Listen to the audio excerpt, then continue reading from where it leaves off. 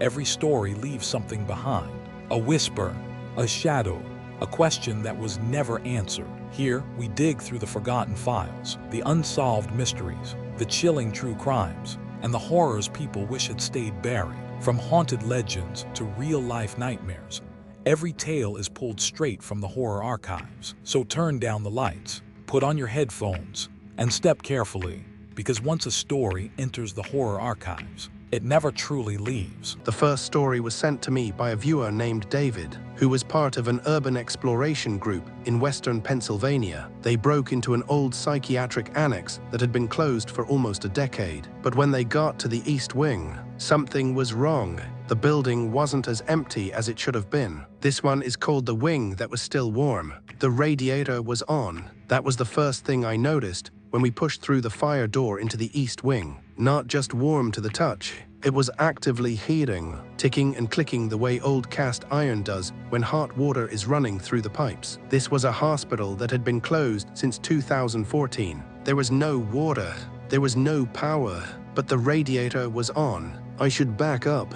My name is David, and in the fall of 2022, I was part of a small urban exploration group based out of western Pennsylvania. 4 of us, we'd heard about Hargrove Memorial for years. It was a mid-century psychiatric annex attached to a larger county hospital. The main hospital had been demolished, but this wing, they just left it, locked the doors and walked away. Some kind of legal dispute over the land kept anyone from touching it. We got in through a loading dock on the south side. The lock was rusted through, and the door swung open with almost no resistance. Inside, it smelled exactly like you'd expect. Mold, dust, that specific chemical smell old linoleum gives off when it starts to break down. Our flashlights cut through the dark and caught the usual stuff. Overturned wheelchairs, paperwork scattered across the floor, ceiling tiles sagging like wet cardboard. But the East Wing was different. When we pushed through the fire door, the air changed. It was warmer.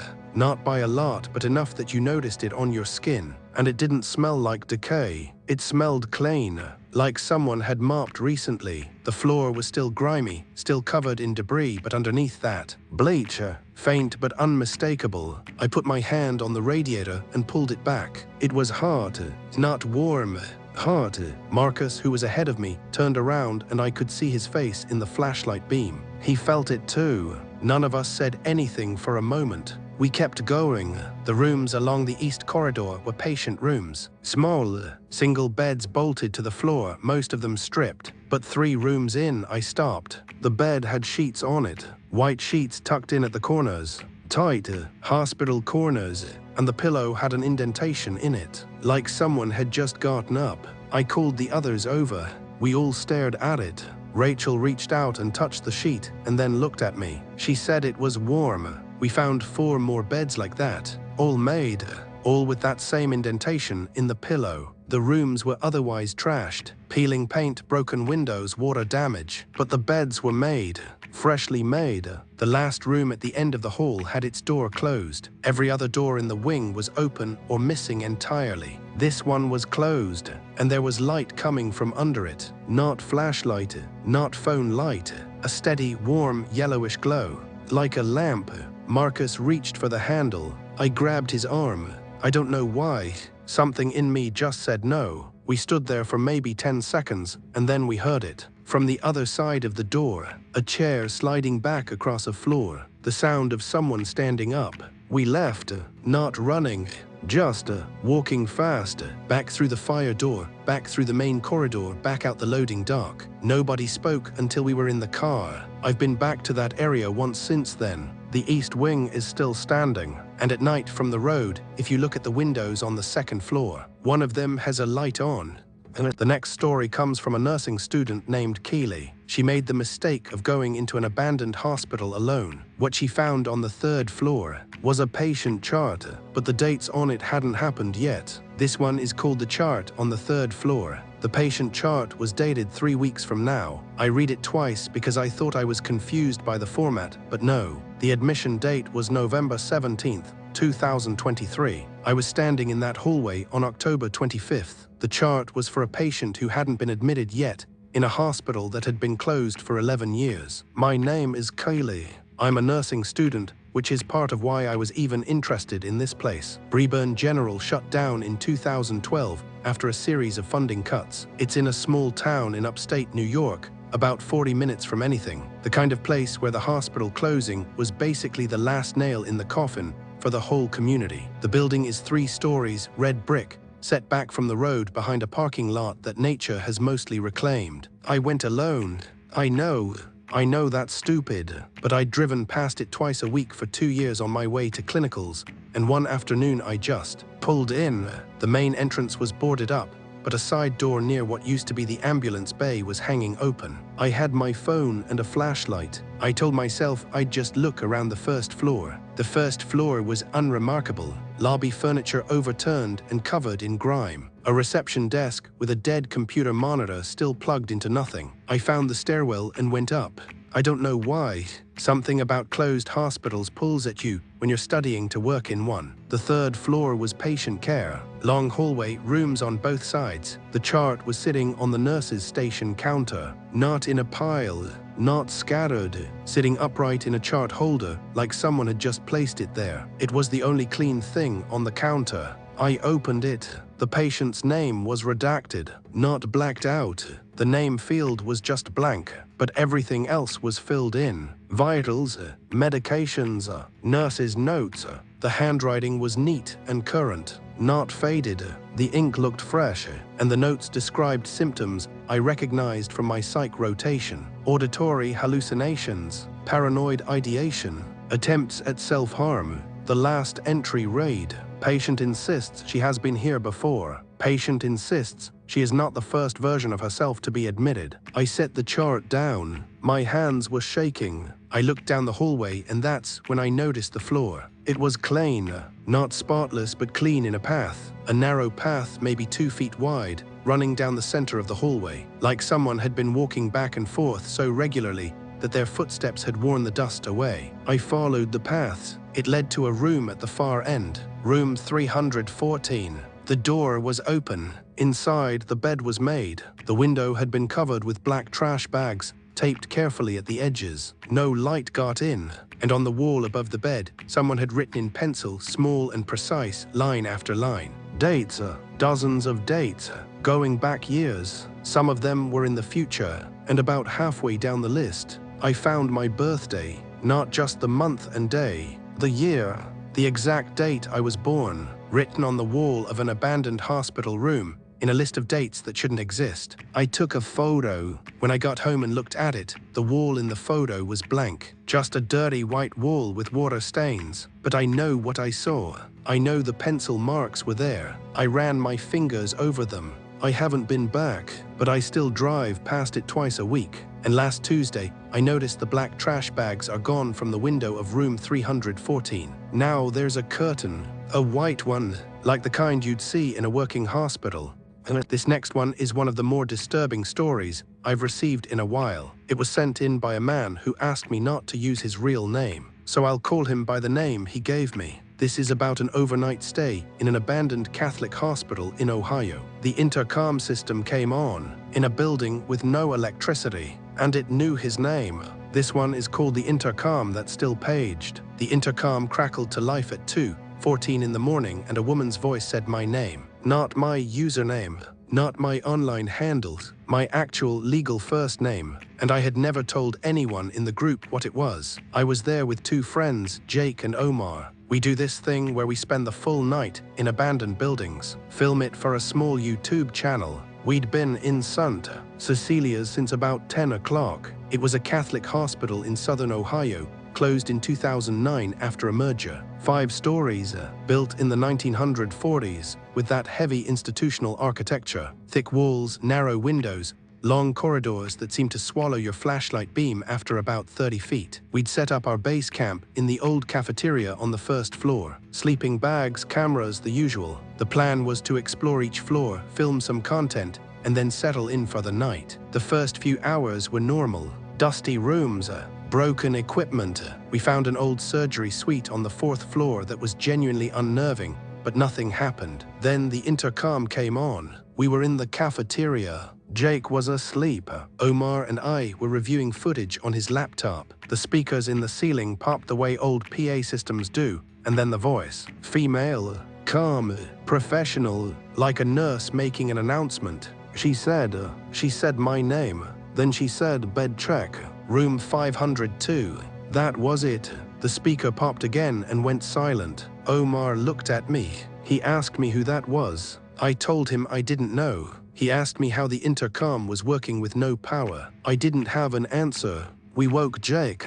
We went to the 5th floor. I don't know why we did that either. We should have left, but there was something about the way she said it. It sounded like an instruction, like I was supposed to go. The 5th floor was the psychiatric ward. We knew that from our research. It had been locked off from the rest of the building with a heavy steel door at the top of the stairs, but someone had pried it open before us. The hallway beyond was narrower than the others. The rooms were smaller. The doors had observation windows with wire mesh embedded in the glass. Room 502 was the second to last door on the left. It was closed. Through the observation window, I could see the room was empty except for a bed frame and a chair. But the chair was facing the door, and sitting on the chair was a clipboard. I opened the door. The clipboard had a single sheet of paper on it. It was a patient intake form, and my information was on it. My full name, my date of birth, my home address, not my current address, the address of the house I grew up in, the house where my mother died. Under reason for admission, someone had written in blue ink, voluntary return. I dropped the clipboard. It clattered on the floor and the sound echoed down the hallway. And then from somewhere below us, maybe the 3rd floor, maybe the 2nd, we heard footsteps. Not one set, multiple, moving quickly, like a staff responding to a code. We ran straight down the stairs, through the cafeteria, out the loading dock. We didn't grab our gear. We didn't grab anything. Omar's laptop is still in there. Our sleeping bags, all of it. The next day, Jake drove back to get our stuff. He said the cafeteria was empty, not just our gear, the tables and chairs that had been bolted to the floor. They were gone. The room was completely bare, like it had been cleaned out. He said the only thing left was a plastic hospital bracelet sitting in the middle of the floor. It had my name on it, and an admission date of that night. And this last story is the one that made me pause before including it. It was sent by a woman named Tanya, who works in demolition assessment. She goes into condemned buildings for a living. She's been in hundreds of them, but a small maternity hospital in rural Georgia, that one she won't go back to. And after she told me what happened with the photos, I understood why. This one is called the Maternity Ward with the crying. There was a baby crying somewhere in the maternity ward, and it had been crying for 45 minutes without stopping. The building had been abandoned for 16 years. There was no baby. My name is Tanya. I work in demolition assessment. My job is to go into condemned structures and evaluate them for teardown. I catalog hazards, asbestos, structural compromise, squatter activity. I've been in hundreds of abandoned buildings. I am not someone who scares easily, but I will never go back to Kellerman Women's Hospital. It was a small facility in rural Georgia, specialized in obstetrics and gynecology, opened in 1962, closed in 2007. I was there on a Tuesday in March of this year, alone, which was standard for a preliminary assessment. The building was single-story, sprawling, shaped like an H. The left wing was administrative. The right wing was the maternity ward. The crossbar connecting them held the surgical suites. I started on the admin side. Normal decay, water damage, mold, collapsed ceiling in the records room. I worked my way through methodically, making notes, taking photos. When I crossed into the maternity ward, the temperature dropped. Not gradually. I walked through the connecting corridor and the air went cold, like stepping into a walk-in refrigerator. My breath was visible. It was 68 degrees outside. The maternity ward had a long central hallway with patient rooms on the left and the nursery on the right. The nursery was behind a large plate glass window, the kind where families would stand and look at the newborns. The glass was intact, unbroken. In a building where almost every other window was shattered, this one was perfect. And it was clean. No dust, no grime, like someone had wiped it down. That's when the crying started. It was faint at first, coming from inside the nursery. I pressed my face to the glass and looked in. The room was dark. I could make out the shapes of bassinets, small clear plastic bassinets on wheeled stands, lined up in rows. They were all there, none of them overturned or broken. Just waiting. The crying got louder. It sounded like a real infant, not a recording, not an animal. I've heard raccoons and cats in buildings before. This was a human baby. The pitch, the rhythm, the way it would pause to take a breath and then start again. It was coming from one of the bassinets in the back row. I found the door to the nursery. It was locked, not stuck, locked, with a functioning lock. I pressed my ear against it and the crying was right there, right on the other side. And then I heard something else. Footsteps inside the nursery, soft-soled shoes on linoleum, the squeak of rubber, like a nurse walking. The footsteps moved toward the crying and the crying stopped, like someone had picked the baby up. Then the footsteps started walking toward the door. I stepped back. The door handle turned. Slowly, deliberately, it rattled against the lock. Then it stopped, and from the other side, a woman's voice whispered something. I couldn't make out the words, but the tone was wrong. It wasn't soothing. It wasn't the way you talk to a baby. It was urgent, desperate, like a warning.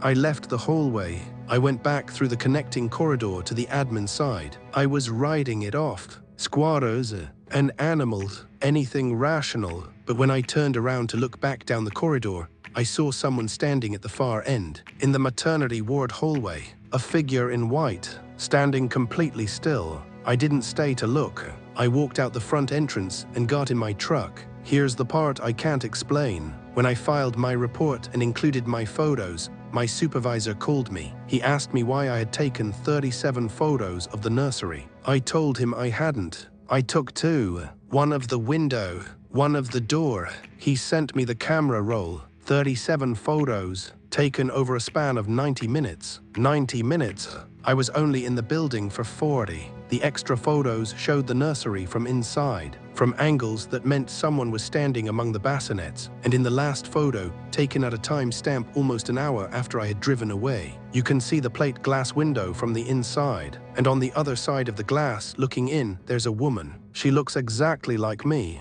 Not similar, not a resemblance. She is wearing my clothes, my hard hat, my lanyard.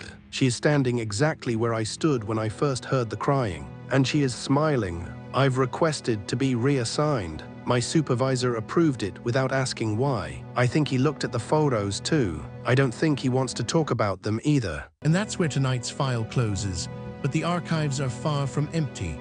If you enjoyed this story, make sure to subscribe and join us as we uncover more horrors, mysteries, and true crimes hidden in the horror archives.